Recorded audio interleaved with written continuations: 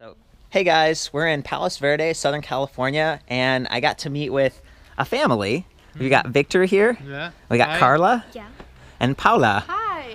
Awesome. So I was excited about this because we're looking at a couple of really special bikes from Bulls today. We've got like a women's bike. It's full suspension. So, you know, a lot of the line is kind of like more masculine colors and the geometry. It tends to be a little bit bigger, but women on average sometimes a little bit more petite. And it can be difficult to like stand over the frame and handle it. My girlfriend has had trouble a couple times. We were mountain biking where we had to stop and then she kind of, and you know, it's not a lot of fun. So you want a bike that fits you if you're a little bit, you know, like you're still growing, all that kind of stuff. So I wanted to give you guys an overview on how these work and let you answer questions or ask questions in real time. And since they all use the Bosch system, I thought maybe we could do that on the smaller bike because it's going to be easier to look at. Is that okay? Okay, perfect. Yeah. Okay, so follow me over here. Let's see. What I like about the 24E is that it actually has a kickstand back here. But since we're on a slanted driveway, we're probably just going to have to hold it up. The Aminga over here does not have a kickstand. It's because it's like a real mountain bike. And most people who are riding off-road, you hear the you don't want the kickstand noise, right? So, you know, the kind of the guys' bikes over there that Victor and I are going to ride, they don't have kickstands. But I thought it'd be nice to start out with the electric components, like the battery and everything like that. Yeah. So that's the battery. And it's right in the middle of the frame. It's designed to be out of your way so you won't kick it, it won't get damaged. Also, the motor is right down here, and this one uses the Active Plus motor, so it's a little bit quieter, a little bit smoother, and the top speed is 25 kilometers per hour, which is about 15.5, whereas the big kids bike or the women's bike, the kind of the grown-up bikes, they go about 32 kilometers per hour, 20 miles per hour, right? We're all on the same page. So the operation of this bike is actually pretty simple. Do you remember yesterday, Paolo, how to turn it on? No. Okay, here, come on over there, this way. So this is the little computer, the display panel. There's a button on top. You press power like this, and it blinks to life. And what we're looking at is speed. Right now it's in miles per hour, but you guys are from Spain, right? Yeah. Okay, so you're used to kilometers per hour? Yeah. Yeah. So if you wanted to switch, we would hold the minus key and press power, and now it's in kilometers per hour. Oh, okay. So it's, Awesome. yeah, Easy. kind of nice, right? That's speed at the top.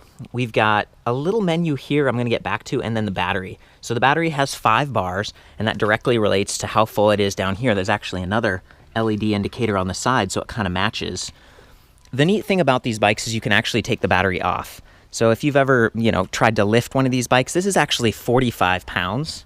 And this other one over here is like 52 pounds, 53 pounds. So, and again, I'm sorry, I'm not doing the metric conversion like real time here, but they're a little bit heavier. Yeah. The battery pack right here, this is 5.7 pounds all on its own. So it's neat to be able to take the battery off. You've even got quick release on the wheels on both of these bikes. So you can take the wheels off. You could fix a flat easily, put it inside your car instead of out of your car. Those kinds of things, and maybe as the parent, it's like, okay, how do we manage this? We got extra weight. And then you come back up to the display panel and you think, okay, like how full is the battery? Are we going to be able to go all the way together and make it home where, someone doesn't get stuck behind and tired? That's the whole point. So one of the really neat features here is if we hold the minus key, so there's plus and minus, we hold the minus key, it gives us range. So range is an estimate based on the remaining battery capacity and the last mile of riding. So if you've been riding hard and you're like getting exercise, it's going to estimate that you can go further. Okay. And that way you can all stick together. So I'm going to arrow down to Eco. That's the lowest level. It says 193 kilometers. It's pretty far, like for one charge. If we arrow up higher, you get more assist and it's going to help you climb better and maybe go a little faster, but your range goes down. And the range is lower. Yeah, a little bit down. The other, on the minus key, if we hold that for a second, it also shows us the assist level. We hold it for a second more. Trip distance, so that's how far this bike has gone recently. And then odometer, total distance, that's the lifetime on this bike. So it's only gone 4 kilometers. It's basically brand new. So do you guys have any questions before maybe we hop on these and go for a little ride? No, I think it's okay. Feels pretty good. Get excited about Yeah, right? Yeah, it's a lot of talking. I know. It's like, let's get on these things. Do you know how to shift gears? Yeah. Okay, so they got the triggers right over here. The little one, that goes and makes it harder. which would make you go faster. So Okay. they call that like a higher gear.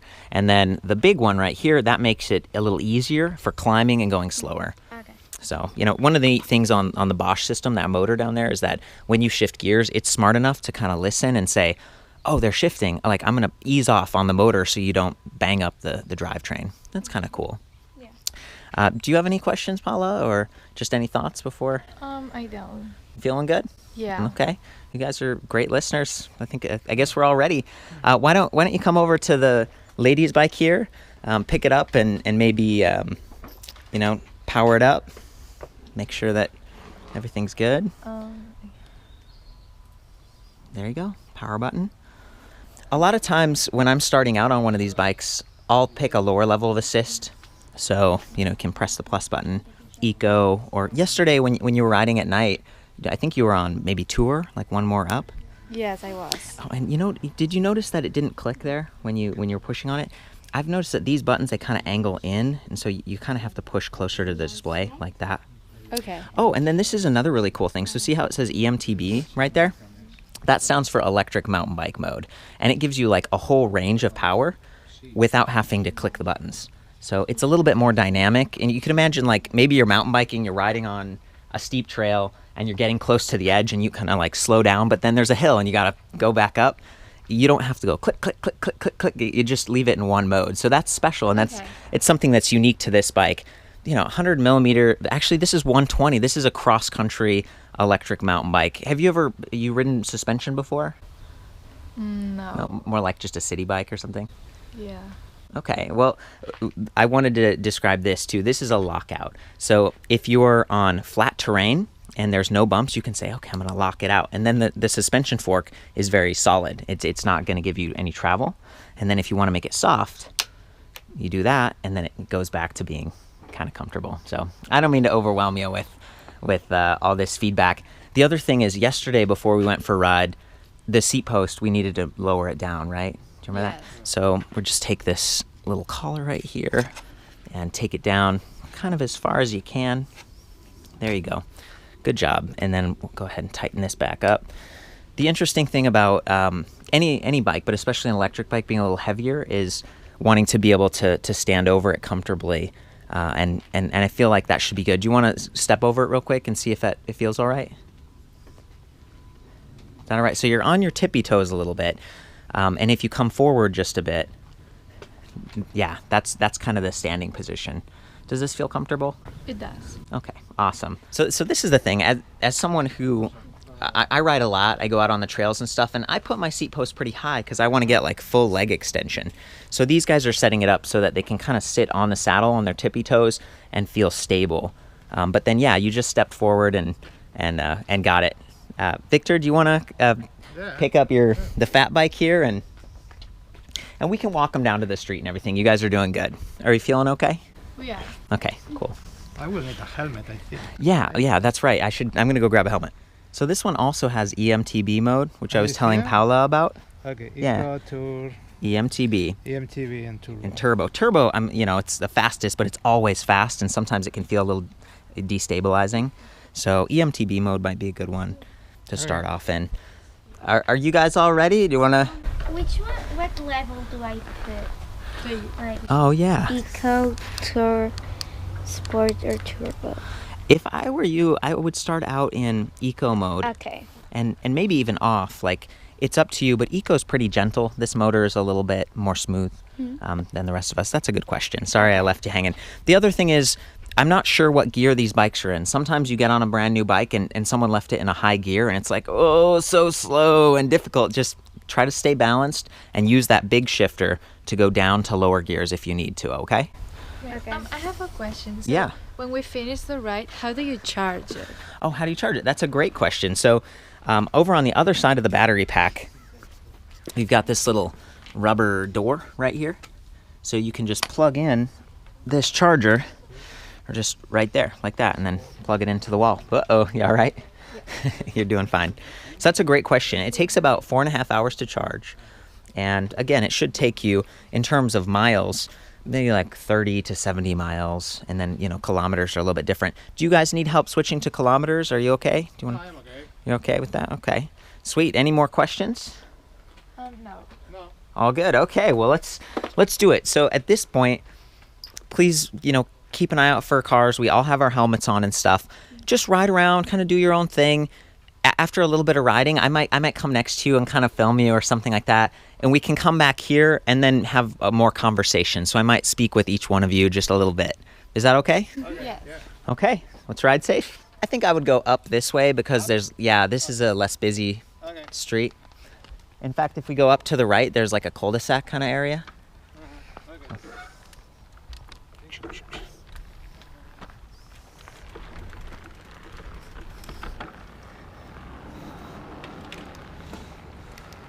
There we go. Good job shifting. She's zipping.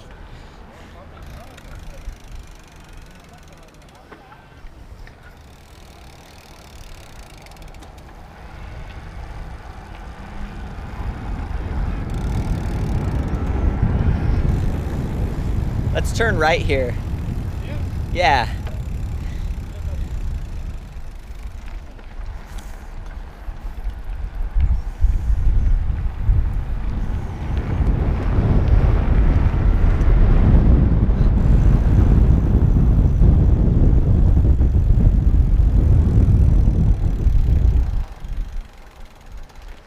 Oh boy.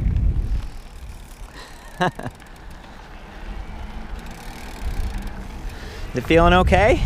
Yeah. Yeah. Kind of getting the hang of it a little bit there? Yeah, it feels kind of weird.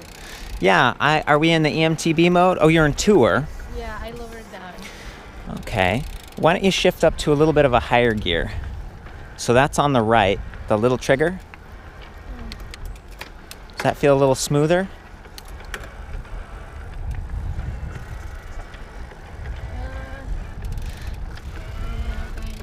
Why don't we pull over for a second and I'll see what's going on. Okay. Will you help to stabilize this bike while I look at yours? There you go. Yeah, I'm sorry. Thanks. So it seemed like Paulo was riding this bike. There was a little like start-stop feeling. Yeah. Is that what you noticed? Yes. Okay. It wasn't like smooth. Yeah. And what I was thinking is it might be that we were in a lower gear and the pressure that you were applying was like a little inconsistent. And so I was suggesting to switch to a higher gear because then, these motors measure like pedal torque, pedal cadence. They're very sensitive, but you can end up with what's called kind of like a surge feeling, like that up and down. I'm going to go ahead and hop on this and just check it out, okay? Okay. I'll be right back. Okay. Just getting it all dialed in. You guys having fun? She changed to the turbo, to the maximum. Yeah. Oh, yeah? Yeah? Yeah.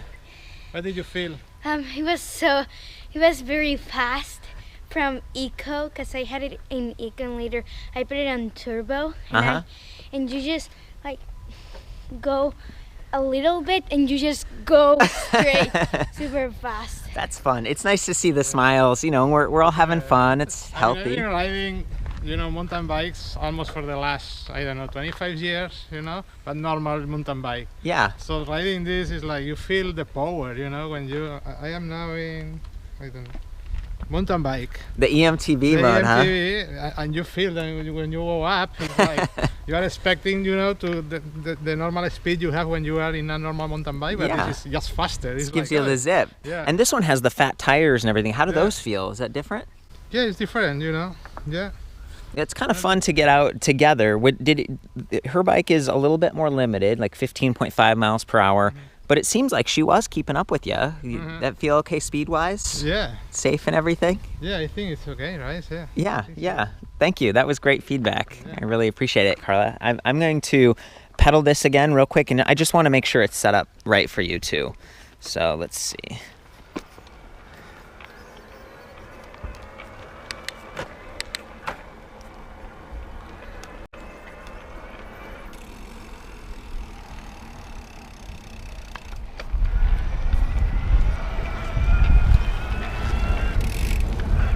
Cool. I think it is set up right, and it comes back to the pedaling consistency. We were in a lower gear, and so it was kind of like there is an RPM limit on these bikes where if you pedal too fast, they sort of fade out. So I put it up into a higher gear. Do you want to try again with me? And we can, okay. So kind of smooth and even with the pedaling. See how that feels.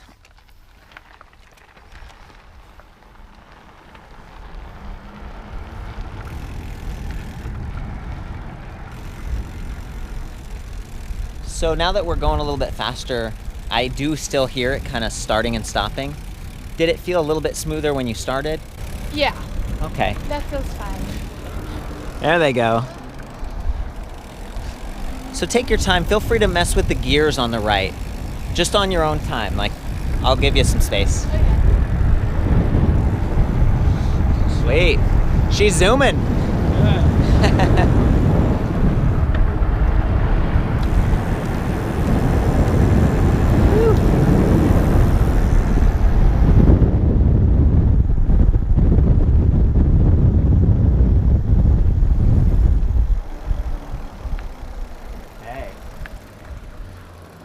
Seems like everyone's doing okay stopping too, right? The brakes are working well. One of the things I like about, the kids' bike here has hydraulic brakes. So, you only have to use a couple fingers. You don't have to have stronger hands. Can you tell me how it's been feeling? Do you feel stable? Yeah. You're really, and now we get to come up that hill. So I'm kind of curious to see how that goes for you.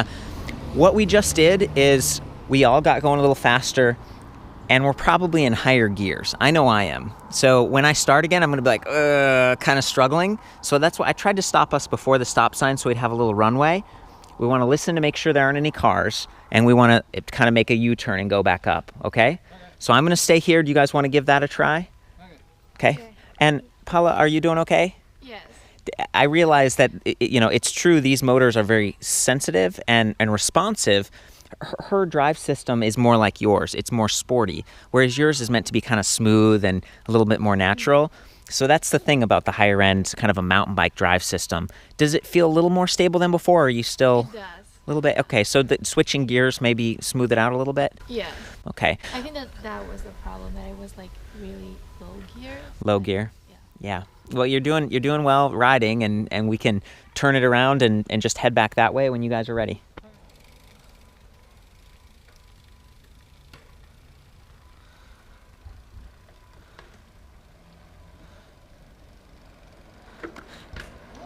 Oh, yeah. Good job. Nice.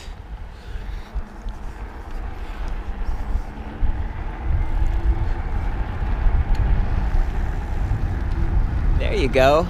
Looking a lot smoother now. Great job.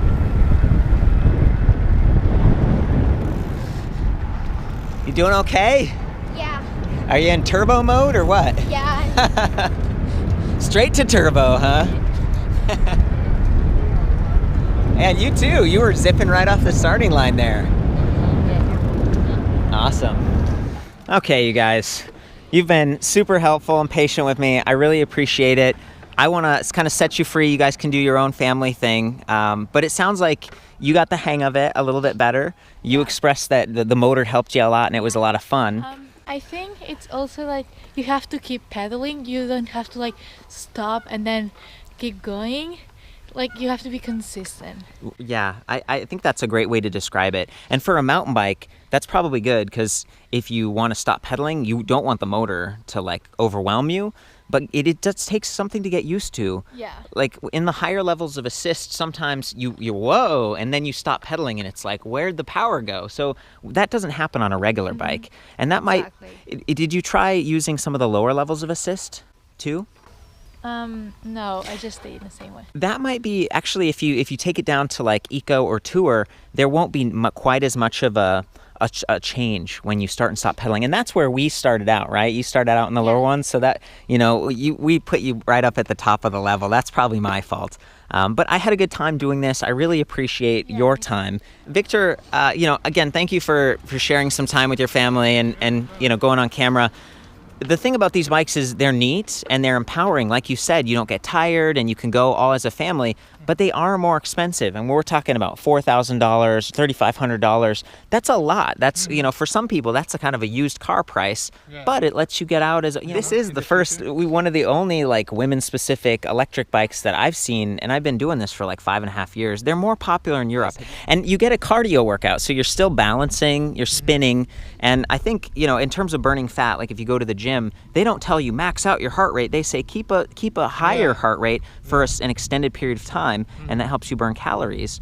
So for this, one of the things I like about electric bikes is that safety-wise, there's some more power, and but on the other hand, you can ride on a bike trail. You don't have to ride in the street. We're in the street, and we're trying to be very careful, but all of a sudden you don't need a license, you don't need registration, you can go anywhere. It's kind of like a little car in a way, but maybe healthier. Obviously I'm drinking the Kool-Aid. I think these are great. But again, thank you all. Feel free to keep riding around, having some fun on your own. Again, thank you. It's been a real pleasure. Good job, guys. Thank you. Fantastic, right? I was really excited by that discovery with Paula around the torque sensitivity and how she was pedaling. So she started in some of these higher levels of assist, so turbo or eMTB mode. And what I found is that, this motor, the CX, is measuring your rear wheel speed, your pedal cadence, and your pedal torque 1,000+ times per second. Okay, it's just super responsive, and it does have shift detection, so it can measure like, oh, okay, there's a change in the tension for the derailleur in the back. Let's ease off a little bit. Maybe they're getting ready to stop. We're listening really closely, and that's important when you're riding in kind of a precarious situation, possibly like a trail. I think the motor's great for that, but when you're learning, maybe we should have started from a lower level of assist. And frankly, I think she did get it, but I did notice a couple times in the video where she's like, because she wasn't pedaling quite as like fluid. The torque sensor just wasn't, it was kind of engaging and then easing off because, so anyway, I thought that was kind of fun. It's neat to get that feedback. It's not something I've experienced myself as much, but everyone rides a little bit different. So please chime in. I hope that helps other people to like maybe understand how these systems work a little bit better. And again, starting out in a lower level of assist. So now that we're back, I want to continue on with the specs. I was really excited to see that they've got the Schwalbe Smart Sam. These are plus size tires, so they're 27.5 by 2.6. Okay, plus size meaning you're going to get a little bit more float. You can ride right over obstacles rather than around. If you're on bumpy terrain, it's going to absorb some of that shock that you might experience, in addition to the air suspension we talked about before. Great traction, larger surface area, surface patch, like contact patch, and they've actually given you boost hub spacing on this bike. So boost, what that means is instead of 100mm hub spacing up front, this one's 110, so it gives you a sturdier bracing angle on those spokes, and these are 14 gauge spokes up front. And then on the rear, rather than 135, it's all the way up to 148, and that gives you plenty of room for the disc brake over there, for this wider cassette, and for that hub spacing as well. So 148mm. This one doesn't have a quick release, just uses a 6mm bolt configuration, but the front does have quick release, and that's nice because you could take the wheel off, turn the bar sideways, lay it in the back of your car or whatever if you don't want to have a bike rack. Again, I usually take the battery pack off when I transport bikes. It's like 5.7 pounds right there. Very easy to get to, the power pack. Not quite as integrated as the new power tube, but a little bit lighter. And I think they did a good job with like the decals and everything. It matches, it looks really good. And then here's our drivetrain. We've got Shimano Deore, 11 to 42 teeth, 10 speeds. It's got Shadow Plus, so that's that gray lever here. If we click that into the up position, it increases the chain tension. So you might not get as much bounce, slap on that right chain stay. For riding off-road, that's a great feature, and it's definitely sort of a mountain bike oriented thing. I do see it on some electric Class 3 speed pedelec bikes because they go faster and the chain can bounce a little bit more, but I think it's perfectly at home right here. That's a great drivetrain. And then up front we have a 15-tooth sprocket. That sprocket spins 2.5 revolutions for every single crank revolution, so there is a reduction gear in the performance line motor right there, and there's a bit of a mechanical resistance in a sense of friction, I would say. It's not something I notice as much with the pedal crank. I mean, you've got good leverage. It's not it's not really slowing you down. You can coast just fine on this bike, but there is a little bit more mechanical friction on this than something like the Broza system or some of the Shimano motors. In my opinion, it's super efficient and very responsive compared to some of those systems. So I appreciate that, especially for climbing. You get up to 75 Newton meters of torque with the Bosch Performance Line motor. I like the way that Bulls has integrated it. So you see how it's kind of tipped up a little bit. You've got higher clearance. It's built into the down tube and this, seat tube area. One complaint I have is that because the rear suspension here and the frame is so small, you can see where the top tube is really sloped down. They're trying to make this as low as possible for a comfortable standover height. You could see with Paula, we had the seat really, really low. And in fact, I did saw this seat post because before it could only go down, like this was like as low as it could go. Came with a 350 millimeter post length. And the post can only go down to here before it runs into this suspension housing, right? So I just took a hacksaw, cut it a little bit, and now I've raised it really high for myself, but we were able to get it all the way down to there for Paula. So she felt comfortable. Probably not the optimal pedal position for her. She wasn't getting full leg extension, but she felt comfortable. And this was the first time she was riding this bike. I don't know how skilled she is with other bikes. So if you get this bike and you're in a similar situation, know that you can cut this with a hacksaw. You can't uncut it, but you can always get another seat post. It's like $15, right, online. So not a big deal. It's just a standard aluminum alloy seat post. You're not wrecking like a fancy carbon post, that kind of thing. And I noticed that the seat clamp here has the Monkey Link interface, okay? So Monkey Link is a new technology where there's just kind of a magnetic setup, but it's also wired into the battery. You can click lights onto that. You can also put fenders onto it. There's a whole bunch of accessories, and they use kind of a magnetic click-on, and they stay pretty sturdy. I wish I could show you that, but I don't have one with me. And we have a Monkey Link stem up front as well. Relatively short, flat. This is a much more kind of like a pulling your body weight back, kind of the American standard for mountain bikes as I understand it. It's a shorter stem, gives you more of a kind of a all mountain potential versus one that's a little bit longer, which would lean you forward. So I'm kind of surprised to see that on this bike actually, given that it's a more of a cross-country, 120 millimeter suspension. A lot of times they're a little bit more forward, the stems and stuff, and they let you flip it to get more aggressive even than that. But the women's specific design on this, the geometry, bringing the handlebars back, ladies tend to have kind of maybe like shorter arms a little bit, so just maybe not being quite as aggressive. That's what I take away from this. I do like that you've got the ergonomic grips up here. You've got the hydraulic disc brake levers with adjustable reach. So that's another area you can bring these in if you have smaller hands. Really easy to actuate those. 180 millimeter disc brake rotors. So you're getting, that's good size. It's going to be a little bit wider for a mechanical advantage. It's going to cool a little bit better because there's more surface area. But then another angle on that stem, the Monkey Link stem, this is the same sort of magnetic interface, so you could put a headlight. One thing that it doesn't have that some of the other Bulls bikes do is room for like a bottle cage here. So Bulls has the power tube bikes where the battery isn't connected onto the frame, it's like built into that down tube, and some of those have these little magnetic nub things and you can click a bottle on. This one doesn't have room for that, unfortunately. Okay, we've got a tapered head tube up here, so you could swap out that suspension fork for something else if you wanted.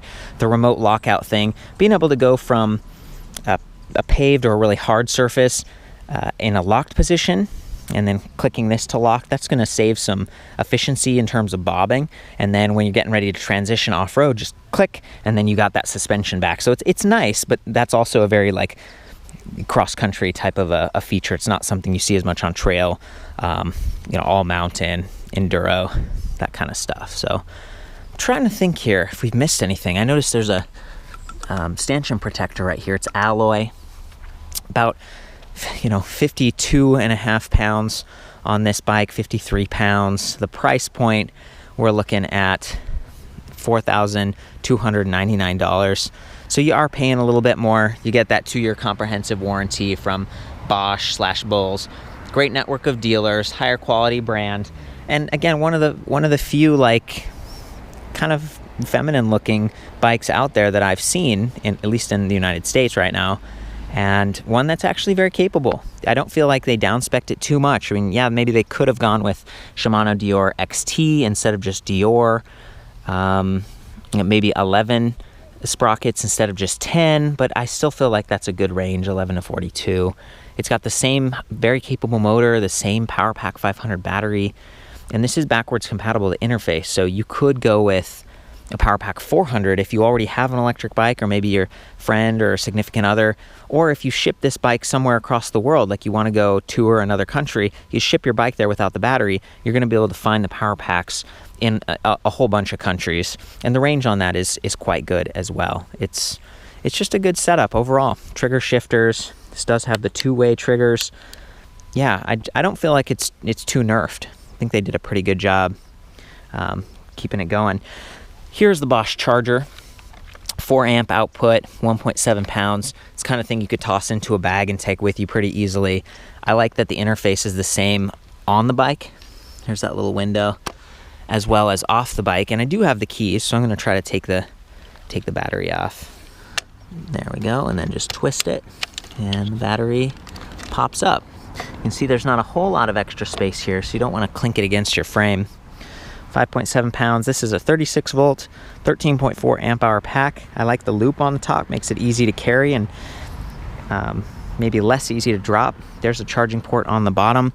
The best thing to do with a battery pack is to store it in a cool, dry location, because extreme heat and extreme cold kind of degrade the cells. So, you know, maybe you bought this bike, it's a lot of money. Maybe you only have room for one bike and it's your weekend warrior, but then during the week, if you wanted to commute around town, you could do that, and you could park it at a bike rack and take the battery off. You can't take the display off, but I'll get to that in a second. We're gonna make sure that this is clicked all the way in. Push on it. There we go. Kind of heard it click. Just double check everything. And then I do like that they went with ABUS locking cores, because they've got this code on the back, and you can send that code in and have a lock made specifically to match the same keys, so you don't have a whole bunch of keys floating around your backpack or your purse or whatever. ABUS makes pretty good stuff. They got folding locks, U-locks, chain locks. Now up to the display. The Purion is such a mixed bag for me because it's small and it kind of blends in, it gives you plenty of room for other accessories, and it just makes it look like a mountain bike. It's clean. But it's also not removable like the Intuvia. You can't adjust the angle. There's no active micro USB port on the side. It does have a micro USB port, but it's just for diagnostics and stuff. So I feel like they made a lot of compromises here. Even being able to swivel the angle would kind of be nice, but then again, it might not be as sturdy. So I totally understand why, but there are trade-offs. And even these buttons, you might have seen the kids were struggling a little bit, like trying to push right on the button. And you actually you want to push further in a little bit right by the display, because they're on a pivot, like an angle like that. So when you push at the base, it just doesn't work. So there, again, it leaves something to be desired for me. There's room for improvement. Let's boot it up. At least it turns on very quickly.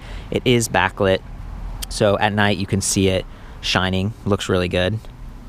And then we've got the speed, the assist level, trip distance, odometer or range right there in the middle, and then the battery capacity. One thing I didn't talk about before was walk assist. So if we press that button, it comes up and says hold plus, and you hold plus for a few seconds and the bike will walk itself.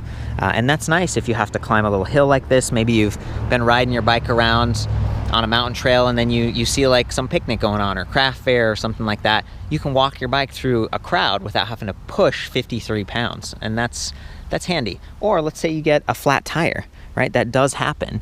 Even though these are nicer tires, and I should point out their performance line, they've got this Addix compound, like soft rubber, that's something new for Schwab. It's still potential to get a flat, and so I think that the walk mode is nice. It's cool that they've left that enabled. If you were to wire in some lights, which some shops can do, you can hold the plus button and then a little light icon comes on and you can run the lights right off that main battery pack. That's cool, and that's something that the smaller bike, the 24E, does have lights built in for kind of kid safety. You could do that too with this bike. Just check with your dealer and they can help you out with that. I was mentioning the Intuvia display. If you are someone who's like got limited vision, or maybe you want to remove that display and the battery because you park in a rough part of town, you can oftentimes get a shop to help you upgrade and pay a little bit of money, and then they can give you the Intuvia display instead of the Purion. So there's just all kinds of great options and features to explore with this bike. My biggest takeaway is that it's a real bike and it performs great, and I think it looks pretty cool. Yeah, it's got the pink and stuff, and I have some friends who are girls that are like, I don't want a girly bike. I want one that like looks tough and stuff. But teal seems to be like a universally appreciated color. My mom likes teal. So, okay, I'm gonna hop on this thing and give it a go. I'm not really doing this bike justice because we're just in a neighborhood, but I'm gonna ride across the grass a little bit and just try to show you the motor in action. So I've got it in eMTB mode here, which again is very dynamic. It gives you like 120 all the way up to 300% assist. Again, the peak Newton meter output is 75, which is quite high.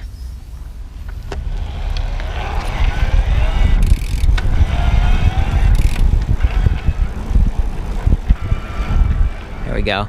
I tried to do a little bit of hard pedaling and soft pedaling, so you can hear it's quiet right now.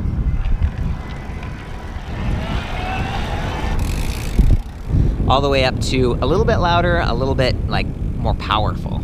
It's very, very capable. Definitely one of my favorite drive systems. But that reduction gearbox thing I was talking about, it's a little bit more pronounced, like some of the noise. When you're way up here, it's not so bad. You don't hear it quite as much. But there are systems like the Broza system that tend to be a little bit quieter.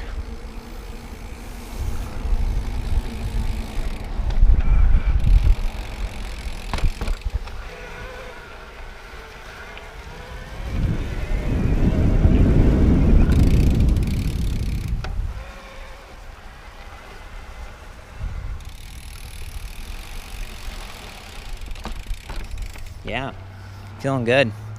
It's nice to be able to brake with one hand, not have a problem. Okay guys, from here you should be able to see that 15-tooth chainring. I like that they've got an alloy guard on it so the chain won't bounce off as easily, and it's going to protect your pant leg or your skirt if you're wearing something like that. And back here we've got the cassette, and I'm going to shift through the gears a little bit while we ride. Listen for that shift detection. You know, it's not perfect, but it does listen for the strain when you shift gears, and ease off a little bit. I also tend to ease off when I'm pedaling and I know I'm shifting, just to kind of make the system work more smoothly, keep it in good shape. Let's do it. I am going to stay in eMTB mode, by the way, so it'll be kind of dynamic.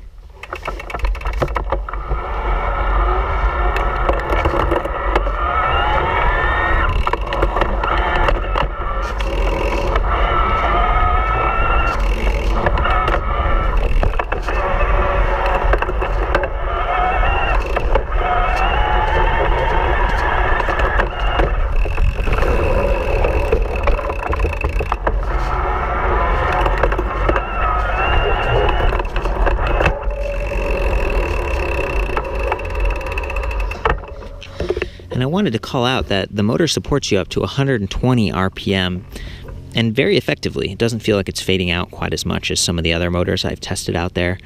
So what that means is, if you're like me and you enjoy road cycling and you're someone who spins a little bit faster, I do that because it eases up on my knees a little bit. It doesn't feel quite as sensitive. Well, this motor is going to support that. You're not going to have to shift gears quite as frequently to hit that top assisted speed of 20 miles per hour. So I like it for that reason. Okay guys, now you're mounted to the right seat stay and you're on what looks to me like a split pivot suspension. I'm not sure if it's actually that, because that's like a Trek branded thing, but it does have 2 pivot points. So effectively, the rear suspension goes more vertically up and down. It doesn't rainbow as much. You don't get as much inconsistency when pedaling as the suspension's activating. Maybe not as much kickback. It seems to work pretty well. It works well under braking as well, but if you're climbing, there might be a little bit more bobbing. So coming back to the lockout there, you can lock it out, but then you trade comfort. I think it's doing just fine. Let's keep it going. I'm gonna take a little ride.